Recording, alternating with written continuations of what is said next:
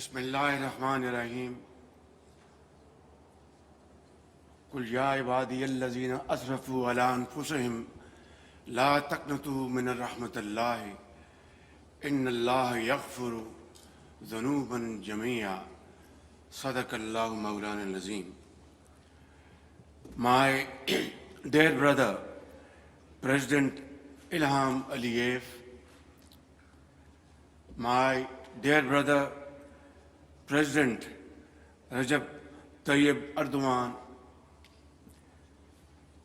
my dear brother Sheikh Hamdan Mohammed bin Rashid Al Maktoum, Crown Prince of Dubai, UAE, heroic personnel of the armed forces of Azerbaijan, my Azerbaijani brothers and sisters, esteemed dignitaries, ladies and gentlemen, Assalamu alaikum and a very good afternoon.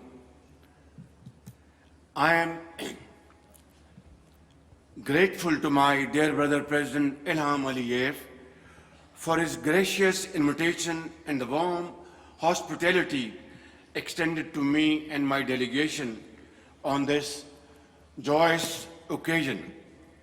I bring with me the heartfelt greetings of the people of Pakistan who equally share the pride and joy of their Azerbaijani brothers and sisters on this historic day, celebrating the 5th anniversary of the glorious victory in the 44-day patriotic war.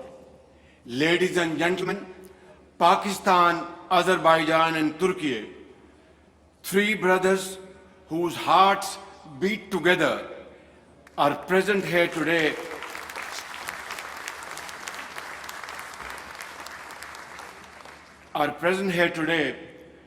along with our brothers from UAE, standing shoulder to shoulder, celebrating this momentous occasion.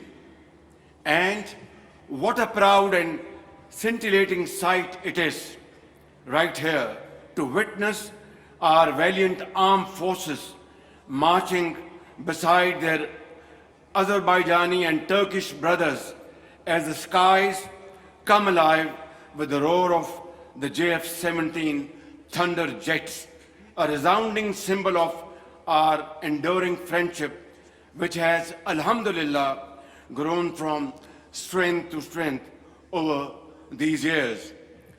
Ladies and gentlemen, I am also reminded of the Azerbaijani and Turkish military contingents that proudly marched alongside the Pakistani armed forces in Islamabad amid tremendous applause on the 14th of August this year, when we celebrated Marka-e-Haq to commemorate our historic victory in the 4-day war with India. I vividly recall memories of my own childhood.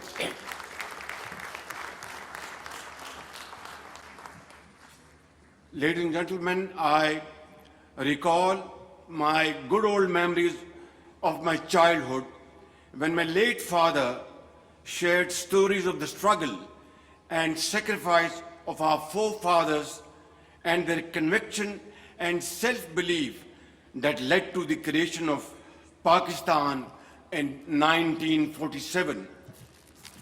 Today, as I witness your radiant faces and shining eyes, those cherished childhood memories are being refreshed in my mind. Ladies and gentlemen, our national poet, Dr. Allama Muhammad Iqbal, a guiding light of our freedom struggle, beautifully expressed in a poetic verse, and I quote, "गुलामी में न काम आती हैं शमशीरें न तदबीरें, गुलामी में न काम आती हैं शमशीरें न तदबीरें, जो हो ज़ौक़े यकीन पैदा तो कट जाती हैं जंजीरें."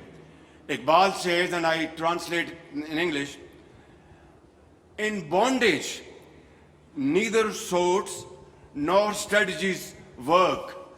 They fail, they don't work. But when the fire of conviction awakens, then all chains of bondage are shattered, are cut. This is what Iqbal said decades ago. And these timeless words remind us that freedom is not won by force alone, but it is unwavering belief and commitment that breathes life into such heroic struggles. Ladies and gentlemen, 5 years ago, the courageous sons of Azerbaijan, under the bold and visionary leadership of my dear brother President Ilham Aliyev, rose to respond to the call of history. The world witnessed in awe as Azerbaijan's brave armed forces liberated their ancestral lands of majestic Karabakh. Throughout this entire struggle for liberation, Pakistan stood like a rock with its brotherly country, Azerbaijan, and will stand with our brothers and sisters in Azerbaijan for all times to come.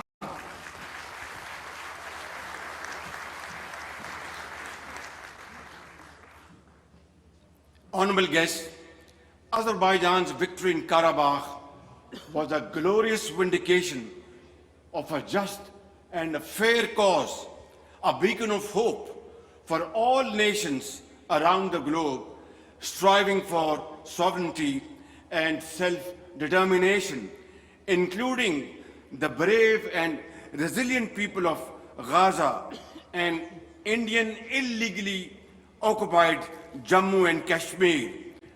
This year, the entire world witnessed how the great people and resolute leadership of Azerbaijan and Turkey stood firmly with Pakistan during the 4-day war with India in May this year. Under the dynamic and fearless command of Field Marshal Sayyid Asim Munir, who is present here to witness this wonderful ceremony, Pakistan's highly professional armed forces delivered a bloody nose to our enemy with a precise and highly effective military punch that stunned the enemy into shock and disbelief. Our ever vigilant Air Force Hawks, ably commanded by Air Chief Marshal Zahir Babar Sidhu, shot down 7 highly sophisticated enemy aircrafts with lightning speed in defense of the motherland. Indeed, Pakistan, like our Azerbaijani and Turkish brothers, seeks peace, but let there be no doubt at all that no one can ever be allowed to challenge our sovereignty or undermine our territorial integrity. Ladies and gentlemen, today as we celebrate the past, we also look to the future with great hopes and aspirations. It is heartening to see the return of displaced families to their homes in Karabakh. My dear brother, Mr. President, it is also a great testament to your personal strong commitment to the welfare and progress of the people of Azerbaijan. The astounding speed of reconstruction under your leadership, Mr. President, in Shusha, the jewel of Karabakh, Khan Kendi, Fuzuli, Lachin, and all across the liberated territories of Karabakh is absolutely phenomenal and beyond imagination. Also, one of the most successful models of development is found in present-day Turkey, whose architect is none other than my dear brother President Recep Tayyip Erdogan, who is also here as one of our very honorable guests to witness this great ceremony. I must express my sincere admiration for his visionary leadership that has transformed Turkey into a modern, progressive, strategic and economic world power. Ladies and gentlemen, true victories lies not on the battlefield alone, but in building bridges of peace and understanding. My dear brother President Ilham Aliyev, I deeply admire your sagacious leadership that guided Azerbaijan on the difficult journey leading to peace with dignity and mutual respect between Azerbaijan and Armenia. Having secured a resounding military victory in Karabakh, Mr. President, you have now won peace through your outstanding, skillful diplomacy. Here, I must acknowledge and appreciate President Donald Trump for his exemplary leadership that culminated in the success of these peace efforts. It was President Trump's bold and decisive leadership that brought about the ceasefire between Pakistan and India, restoring peace in South Asia, averting a major war, and saving millions of people. Ladies and gentlemen, our common resolve for peace has most recently been tested in the case of Afghanistan.